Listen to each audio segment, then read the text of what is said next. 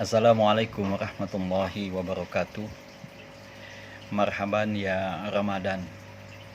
Sebentar lagi kita akan memasuki bulan suci Ramadan. Sudah di depan mata, tinggal beberapa hari yang kita tunggu bulan Sya'ban ini akan berakhir dan kita akan sama-sama memasuki tanggal 1 Ramadan insyaallah. Meski ada kegembiraan, karena kata Rasulullah, barang siapa yang bergembira, barang siapa yang hatinya senang menyambut bulan suci Ramadan, maka Allah haramkan tubuhnya dari api neraka. Bagaimana Pak Ustadz kita bisa bergembira dalam kondisi seperti ini? Bisa, kenapa tidak? Kegembiraan itu tidak selalu identik dengan pesta, dengan kumpul-kumpul, dengan makan-makan. Kegembiraan itu tidak mesti ditunjukkan dengan seperti yang kita lakukan selama ini. Kita semarak, ya.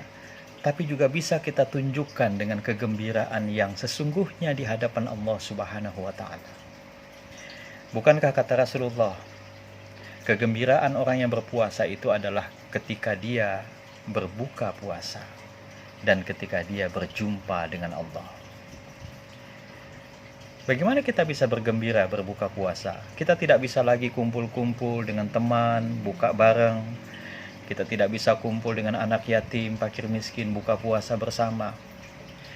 Tidak ada yang tidak bisa ketika kita mau melakukannya.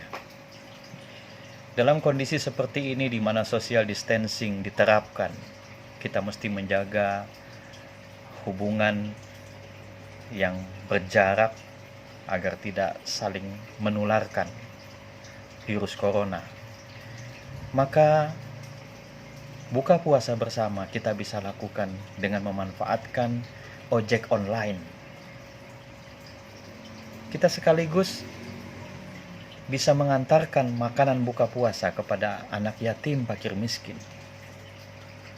Kita bisa sekaligus mengantarkan buka puasa kepada sahabat, kepada kawan. Tapi sekaligus kita bisa membuka pekerjaan, memberikan lapangan pekerjaan kepada tukang ojek yang mengantarkan makanan kita. Bukankah saat ini orang sedang ekonomi sulit? Banyak yang di PHK, banyak yang dirumahkan, banyak yang kehilangan pekerjaan. Kita membuka pekerjaan kepada tukang ojek. Atau mungkin ada tukang ojek langganan kita, atau kita menciptakan tukang ojek sendiri.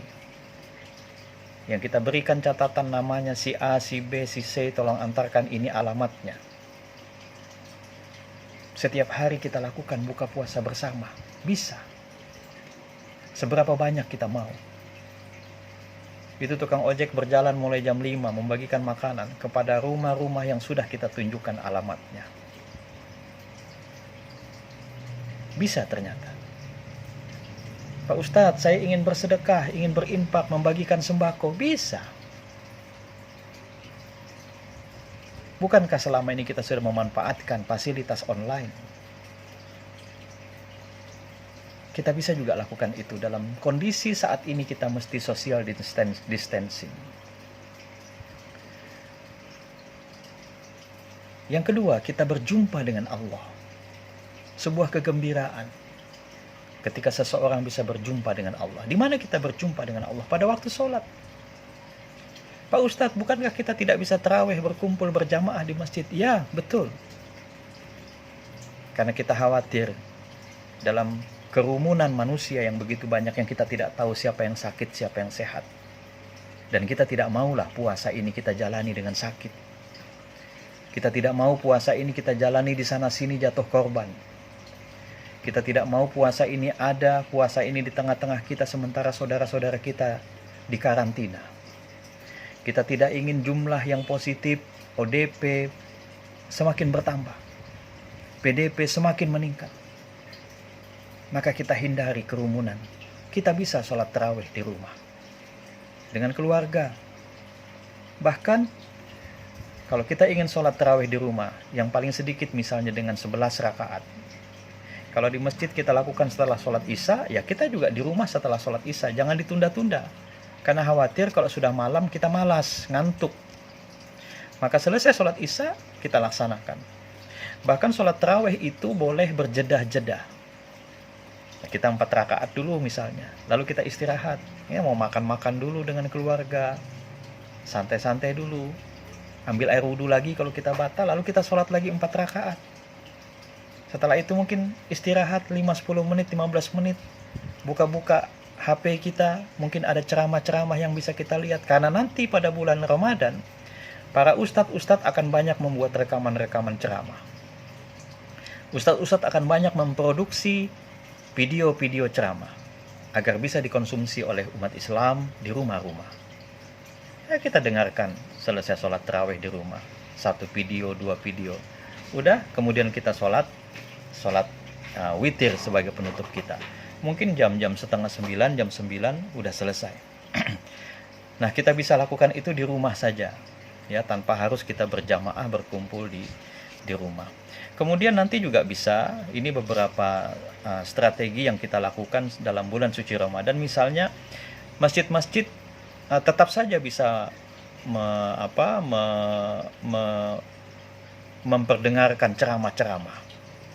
Ya, memperdengarkan ceramah-ceramah atau pengajian-pengajian Al-Quran supaya suasana Ramadan tetap terdengar. Sebelum maghrib, sebelum buka puasa, silakan masjid mengumandangkan ceramah-ceramah. Banyak rekaman ceramah bisa dibuka di YouTube, bisa dibeli CD misalnya untuk kita putar dengan dengan speaker yang nyaring di atas masjid.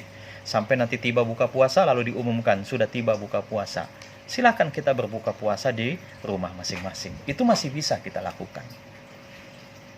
Ya, ceramah-ceramah dari corong masjid masih bisa. Dengan menggunakan speaker masjid kita putar ceramah-ceramah masih bisa. Ya, hanya saja nanti persoalannya adalah kalau di lingkungan kita ini banyak masjid yang berdekatan sehingga suaranya jadi saut menyaut. Nah, kita agak bingung juga yang mana yang mau didengarkan. Nah, itu tinggal bagaimana teknis mengaturnya lah. Bagaimana Pak Ustadz? Nanti suasananya tidak seramai yang dulu, tidak ada takbiran keliling. Sepi, tidak sepi. Itu speaker masjid bisa gunakan. Bayangkan kalau semua masjid mengumandangkan takbiran, luar biasa syiar yang kita dengar. Luar biasa gemuruh takbir di mana-mana menggema. Siapa bilang kita tidak bisa melakukan hal-hal yang positif tanpa kita harus melanggar atau mengambil resiko untuk tertular virus corona. Bagaimana zakatnya Ustadz? Bisa.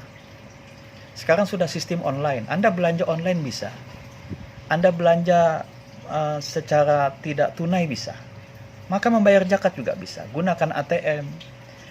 Ya, gunakan aplikasi-aplikasi yang bisa kita lakukan. Kita di rumah saja. Tapi kita sudah bisa mengirimkan zakat kita. Loh, kan harus ada doanya. Itu hal teknis yang bisa kita lakukan.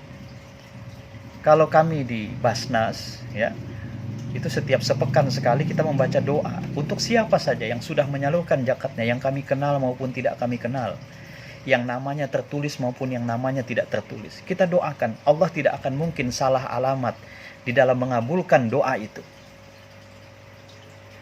Ijab kabulnya silahkan kita ucapkan dalam hati. Ketika kita memicik nomor transfer yang akan kita kirimi lembaga zakat, kita bismillah, kita bernawaitu kepada Allah. Kita kirimkan, kita transferkan zakat ini lillahi ta'ala. Tidak ada yang keliru. Ya. Apa nanti salah Pak kirim? Insya Allah tidak. Ya. Kemudian bagaimana menyalurkannya kepada fakir miskin? Tidak sulit. Kita kembali memanfaatkan jasa ojek online. Ini ojek online jangan putus asa. Anda tidak akan kehilangan pekerjaan, bahkan angkot, sopir angkot, kita bisa kerjasama. Asalkan Anda bisa amanah, tolong sampaikan ini haknya fakir miskin, alamatnya ini, tolong sampaikan. Anda dapat bagian dari semua itu. Sampai nanti lebaran, bagaimana Pak Ustadz kita lebaran? Kita nggak bisa dong bertamu-tamu. Ya jelas. Ya, kita hindari itu. Kita sudah ada media sosial, kita bisa berbincang-bincang, mengucapkan ucapan-ucapan Idul Fitri, mengucapkan mohon maaf lahir batin, taqabbalallah dan sebagainya. Ada video conference, ada fasilitas-fasilitas yang bisa kita lakukan. Ya, banyak sekali sekarang aplikasi yang bisa kita gunakan untuk mengucapkan rasa bahagia kita, mengucapkan permintaan maaf kita. Kan kue kita tidak ada yang makan, Pak Ustadz. Mudah. Kembali ojek online. Dia mendapatkan rezeki yang banyak nanti di bulan suci Ramadan. Kita kirim-kiriman kue, kirim-kiriman ketupat, kirim-kiriman buras. Tolong kirimkan ini kepada paman saya, kepada julak saya. Tolong kirimkan ini kepada kai saya. Ini si kai kirim kepada cucunya. Tolong kirimkan ini kepada tetangga saya. Kirimkan ini kepada staf saya, karyawan saya. Subhanallah. Ya, tidak ada yang tidak bisa. Kok aneh ya puasa kita tahun ini? Kok aneh ya Ramadan kita tahun ini? Lebaran kita aneh ya? Iya, sekali-sekali. Mungkin Allah berikan pengalaman buat kita. Kita tidak pernah merasakan ini, sekali-sekali Allah rasakan kepada kita.